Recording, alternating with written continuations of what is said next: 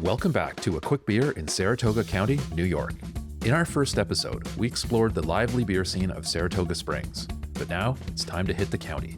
First up, we're heading to Dancing Grain, a stunning farm-to-glass brewery with a hyper-local and sustainable focus. Don't miss their delicious old-school pale ale, Spinning Jenny.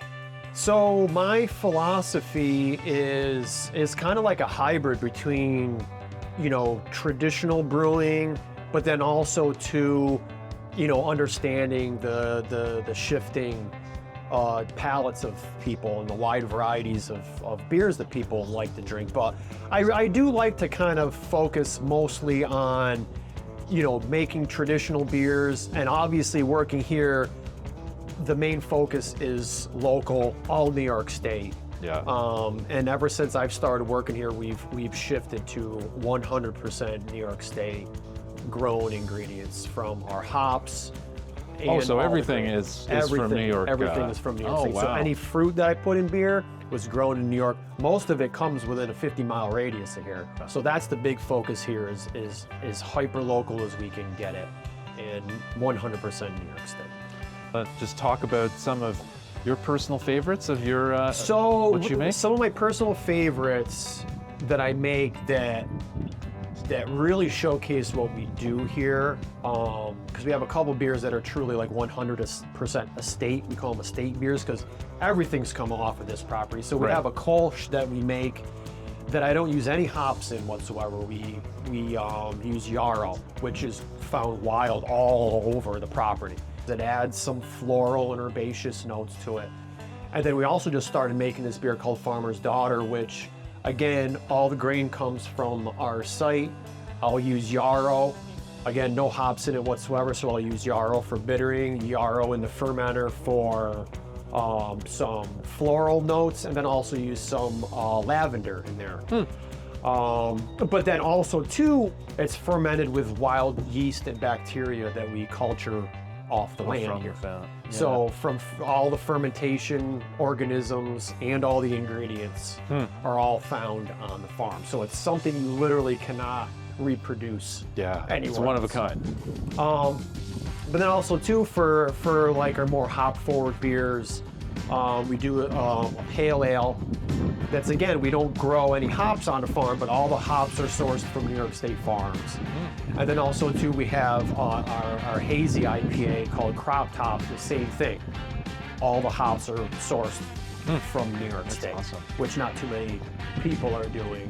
Our line of sours that we do I really like, because it's not the same every time. It's not like we don't have the same sour on all the time. It's whatever fruit is in season at that time of the year. I make a sour on that. So I have one this time of year. It's grapes, so I make one with grapes. We did one with cantaloupes over the summer, which that was actually the first time we did that. And we also do one with blueberries. So we'll do the blueberry one at the beginning of the year, the cantaloupe one in the middle of the year, and then we do the peach one. The peach one we do like around September. So there's always new stuff to try whenever exactly, we visit. and we really pride ourselves on the fact that you can come in and we'll have certain beers we'll have on tap all the time, but that's only like not even a third of the taps, and then the other ones are constantly rotating. So if you come in this week and then you come in 2 weeks later, it's going to be a different set. Pretty much at least 3 or 4 of the beers are going to be completely different from the last time we were here. Well, makes a visit worthwhile. Yes, exactly. So, that's the other thing too. It's like, how do we keep people coming back? And then, the scenery changes here throughout the course of the year. So that's a part of it too. Next, let's head to Common Roots in South Glens Falls. From a devastating fire to an incredible rebuild, they're now a thriving beer campus with a massive tap list of house beers that includes 24 IPAs. We are in a building that was built in June of 2020. The original brewery that was home to a 10-barrel system, and the original tap room was lost to a structure fire in the spring of 2019. Thanks to an unbelievably humbling amount of local support, we were able to maintain our entire staff even when we didn't have a proper brewery. We opened this facility here in May of 2020, in some strange times, to be opening a public space. Yep. So we were to-go only for Okay. our first year of operation in this building. And then in late May of 2021, we finally had bodies in the building, drinking beer, smiling, doing the thing that we had hoped to do. So this facility here in South Glens Falls houses now a 30-barrel production brewery. And across the street from where we stand right now is a private event space, wild brewery and warehouse facility that we opened in August of 2023, really kind of to complete this campus here in South Glens Falls. So yeah, it's been a wild ride. That really is a wild ride. Yeah. Let's talk about the beer. You know, we definitely, like many, make a lot of hoppy beers of generally the New England style persuasion, so lower bitterness, juicy, hazy IPAs.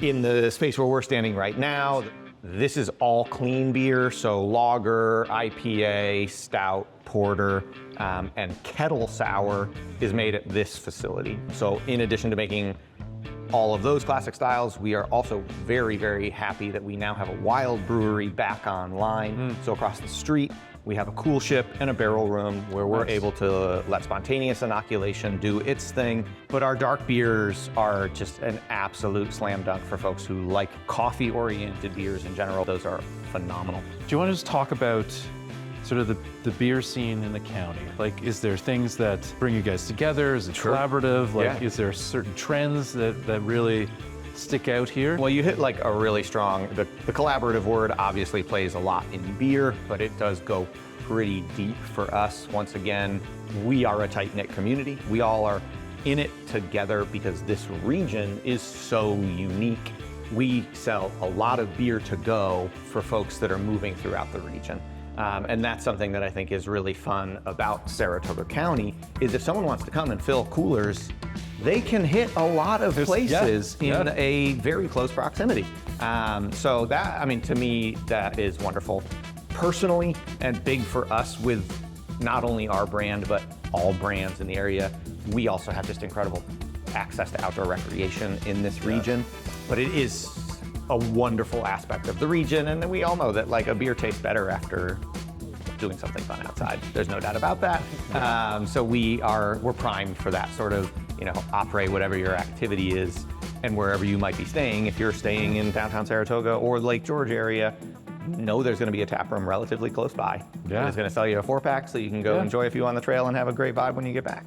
Yeah, as I learn more about the county and I've experienced the county, and I encourage people to know, is New York State is not just New York City. Correct. This is a great pocket of the state and the country where there's great stuff, it's cool, it's scenic, there's things to do, there's arts, there's culture, there's activity, and there's great beer.